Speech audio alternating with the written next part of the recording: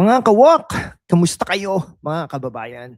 Ako si Lan ng hashtag Walk with Lan at welcome back sa ating channel, ang channel na nagbibigay ng katotohanan sa gitna ng political chaos. Ngayon, mainit ang topic natin. Minority Black, muntik ng maisahan si Loren Legarda, Isko, PBBM, sanib puwersa para sa Batang Maynila. Sa Senado, mga kababayan, imagine niyo halos magkakaroon ng coup ang minority bloc na puno ng mga senador na gustong mag-reform. Halos makakuha ng suporta mula kay Senador Loren Legarda para palitan si Tito Soto bilang Senate President. Pero bakit ito good news para sa minority? At sa kabilang banda, si Isko Moreno at PBBM nag-team up para sa mga proyekto sa Maynila. Pero para ba talaga sa Batang Maynila o para sa mga photo ops? We will break it down intellectually with facts, wit, and no bias except for the truth. Para sa mga kabataan at OFWs na gustong maging informed voters, stay tuned. Hit that like button now, subscribe, and turn on notifications para hindi kayo ma-miss out. Let's walk together. Ano sa tingin ninyo? Sino ang tunay na bayani sa Senate drama? Comment down below. Okay mga kawak ha, let's dive deep sa Senate saga. Base sa recent events noong February 4 to 5, 2026, may attempted coup sa Senado. Ang minority bloc na kinabibilangan ng mga tulad ni na Alan Peter Cayetano, Chis Escudero at iba pang reform-minded senators ay nagtangkang kumbinsihin si Senador Loren Legarda na sumali sa kanila para palitan si Senate President Tito Soto. Halos magtagumpay sila with rumors of 13 to 17 votes secured. Bakit pabor tayo sa minority bloc? No? Dahil sila ang voice of change habang ang majority bloc under Soto ay parang stuck sa old ways, conservative policies, walang bold reforms sa corruption o climate issues. Si Soto na dating Senate President pa rin, siya po ay Senate President till now, ay criticized for clinging to power, shrugging off complaints amid plundered rumors sa ilang senators. Parang si Soto ay yung tito sa family reunion na ayaw bitawan ang microphone. Ako pa rin ang boss. Pero seriously, this coup attempt shows the minorities push for accountability, lalo na sa Blue Ribbon Committee issues. Now, praise para kay Loren Legarda. She's a powerhouse environmentalist, advocate for women's rights, at may track record sa socio-economic reforms.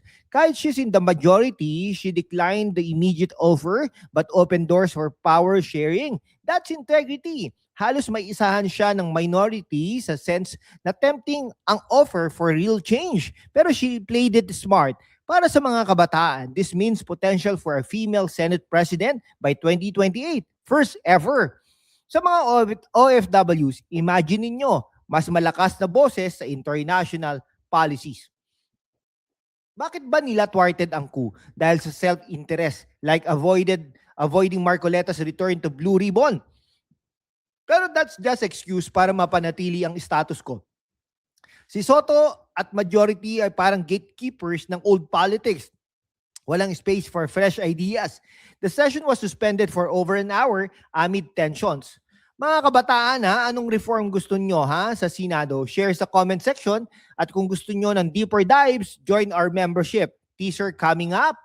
Okay. Mga kababayan, sa mundo kung saan ang kasinungalingan ay nangingibabaw, ang katotohanan ng unang sinisikil. Pero kasama kayo magpapatuloy tayo sa laban, walang takot, walang kinikilingan, at laging handa para sa bayan. Sumali na sa aking YouTube channel membership sa hashtag WalkWithLan at tulungan natin ang channel na maabot ang 100,000 subscribers. Ang inyong suporta ang susi sa kalayaan natin para ipagpatuloy ang pagbabalita ng katotohanan. Salamat at kita-kits sa laban. Okay, back to the show. Now, ang alliance nila, Isko at PBBM.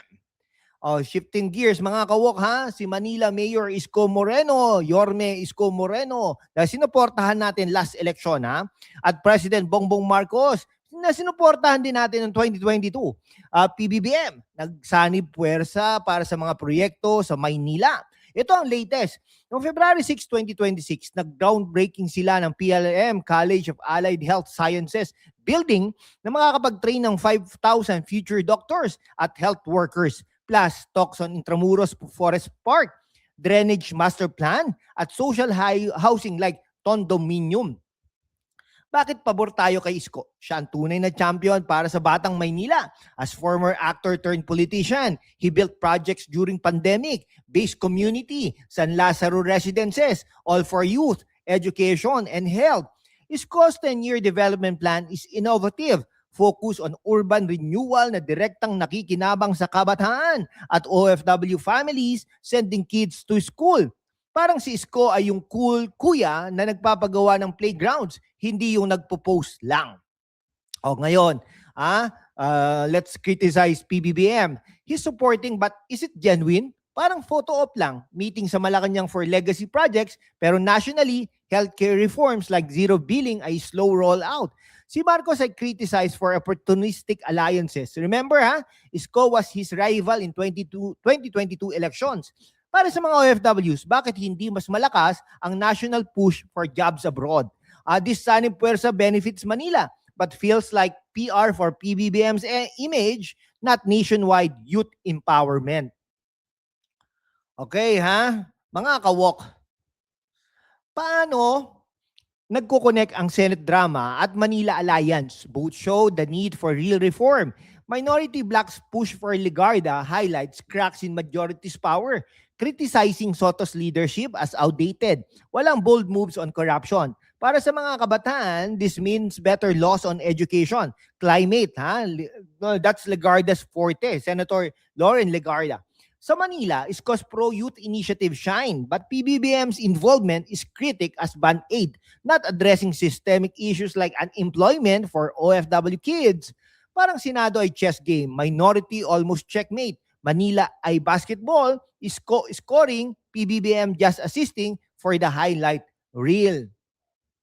O para sa mga OFWs, these events affect remittances, better health, education means skilled workforce, Senate reforms mean anti-corruption for fair governance. O bakit importante si Legarda? Dahil she's a bridge builder, mga kaibigan. Okay, hindi totoong walang coup attempt, confirmed by Soto himself. Isko PBBM collab started October 2025.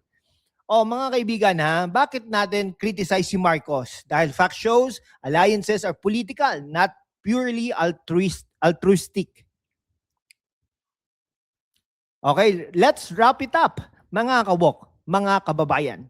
The minority's near win with Senator Lauren Legarda is a win for reform.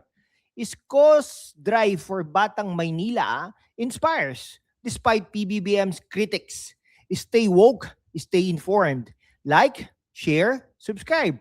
Join membership for exclusives. Next episode natin, more on politics. Salamat at walk on. Mabuhay ang Pilipinas!